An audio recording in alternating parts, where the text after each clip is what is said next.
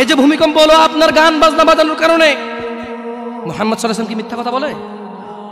কারা কারা হাত তুলেন তো যে মুহাম্মদ সাল্লাল্লাহু আলাইহি ওয়াসাল্লাম জানে না, মুহাম্মদ সাল্লাল্লাহু আলাইহি ওয়াসাল্লাম জানে না, এরকম কারা কারা স্বীকার করে? আল্লাহ নবী বলেছে, যখন বাদ্যযন্ত্র বেড়ে যাবে, গায়িকারা সম্মুখে এসে নাচবে, তুমি অপেক্ষা করো, পাহাড়গুলো কেঁপে উঠবে, পৃথিবীটা নড়ে উঠবে। জালজালা ইযা যুলজিলাতিল আরদু জিলজালাহা, যখন পৃথিবী প্রবল কম্পনে প্রকম্পিত হবে। ওয়া আখরাজাতিল আরদু আসকালাহা, যখন এই মাটি তার ভিতরে যা আছে একদম লাথি মেরে বের করে দেবে, লাশ হোক আর যাই হোক, মাটি বলবে যে বের হও, বের হও আমার থেকে, বের হও, আমি তোর আর কাউকে রাখবো না।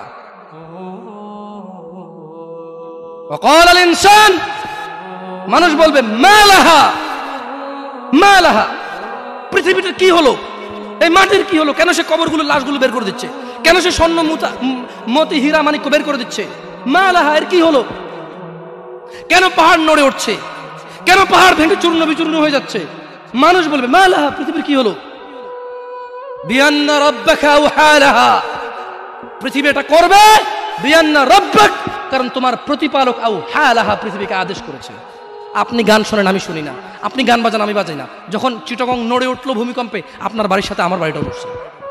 বন্ধ করেন এই জুলুম আমাদের উপর, আল্লাহর দিকে তাকিয়ে বন্ধ করেন, আল্লাহর দিকে তাকিয়ে বন্ধ করেন। আপনার বাড়িটা যদি ভেঙে ফেলার তো ইচ্ছা, বুলডোজার এনে ভেঙে ফেলেন, কেউ ধরবে? কেউ জিজ্ঞেস করবে আপনাকে? আপনি গান বাজনা শুনে এভাবে পৃথিবীতে বিপর্যয় নিয়ে আসতেছেন। ইত্তাকিল্লাহ হাক্কা তুকাতিহ, আল্লাহকে ভয় করেন যেভাবে ভয় করা উচিত।